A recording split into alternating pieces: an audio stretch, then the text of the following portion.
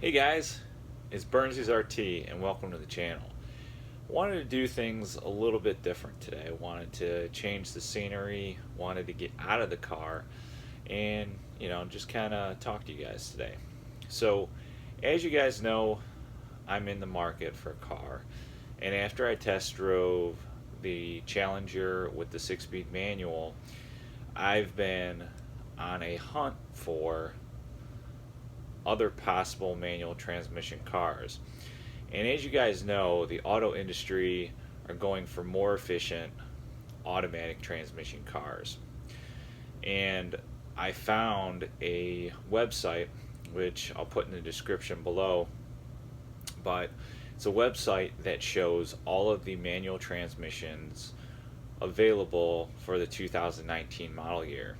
And unfortunately, that is a very, very small list, and it's dwindling by the year. So a part of me wants to get a manual transmission before they disappear altogether. So I went through the list, and based on my family needs, I found the four that could work for me. And it's actually kind of a surprising list. I was going to do the top five, but honestly, there's only four that I would even consider. And a lot of the consideration went into practicality as well as just something I'd be willing to drive myself. So let's work from the bottom up. So number four is the Genesis G70. So that comes with the manual transmission, but that comes with a Turbo 4, and I think it's approximately right around 250 horsepower, 253 horse. And with the standard transmission, it does 0 to 60 in 6.2 seconds, which is okay, but it is a Turbo 4, and that's really a little bit too slow for my liking. But it's a respectable car. It's a really sharp car, very, very nice. The only downside, or the main downside to that, is the rear seats being cramped, similar to the Stinger. So the rear seats are probably the number one drawback on that. However, it is a very nice car, very sharp car, nice driving car as well. With that, the 8-speed automatic that comes in that vehicle does 0 to 60 in 5.7 seconds, which is similar to my first Hemi Charger. So once again, the automatic transmissions are far superior to the manual transmission as far as performance is concerned. So then on to number three. I have always wanted a Jeep Wrangler. There's something about a Jeep Wrangler that is appealing to me, like having the options of being able to off-road, as well as just take the top off and drive it around in the summertime like a convertible. But that does come in a standard transmission, and that comes with the 3.6 liter Pentastar. And in the two-door option, it does 0 to 60 in 6.1 seconds, which is quicker than the Genesis G70, which is a little surprising, but it does have a little bit more horsepower. But the standard transmission in the Unlimited does 0 to 60 in 6.8 seconds, which is acceptable, to be honest. I mean, it's a Jeep Wrangler. You're not gonna take it to the track, but so that is number three. Number two is probably my biggest surprise on the list, just because the more powerful motor in this make and model did not have a standard transmission in the previous generation. And number two is the Honda Accord. So that has a 2-liter turbocharge, or twin turbocharge, puts out right around 253 horsepower, and a bit more torque than the V6 version of it in the previous generation.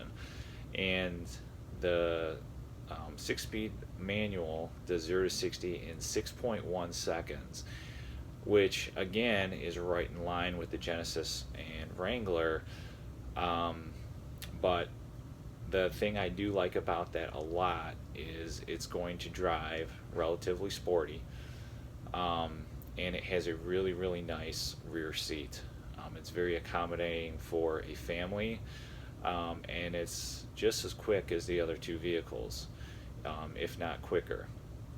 So, that's really nice. And again, just like the other two vehicles, the 0 to 60 time on the automatic option, which with the Honda Accord comes with a 10-speed automatic. The 10-speed automatic does 0 to 60 in 5.5 seconds, which is quicker than my first two Chargers with the V8. And that just kind of tells you, you know, the way that the automotive industry is going as far as naturally aspirated versus forced induction. So, I do kind of like the Honda Accord. I don't know that I would choose one, but that is definitely my number two option out of all the manual transmissions that are available. And again, that's primarily because of my family needs. I need a big trunk, need a nice big comfortable back seat, or at least that would be my preference. So off to number one, which naturally should not come to any surprise of any of you guys or any of my subscribers, and that is the Dodge Challenger RT or Scat Pack. I think the 5.7 RT does 0 to 60 right in the low 5 range, 5.1, 5.0 range, whereas the 8-speed auto will get you down into the high 4s, and the high 4s are achieved because of the extra 5 horsepower and 15 foot-pounds of torque that you get with the way that the Challenger is tuned versus the Charger, along with the more aggressive final rear axle of the 3.09, I want to say that they are now, or 3.07, one of the two. But it's a little bit more performance oriented than the Charger, which we all love. Alright guys, so that is my top list. If I had to get a manual transmission, those are really the only four that would get any consideration. There's some sportier vehicles out there. One that pops into mind are, the WRX or the STI.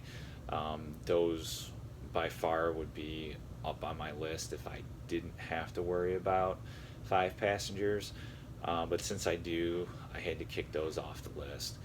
And, there's a couple others out there, but unfortunately, whether it's the Mazda 6 or whether it's, in this case, the Genesis, the only options that are available in the manual transmission nowadays are, in a lot of the sedan cases, the lower horsepower or base models. So, unfortunately, they don't offer those in the higher trims and higher horsepower.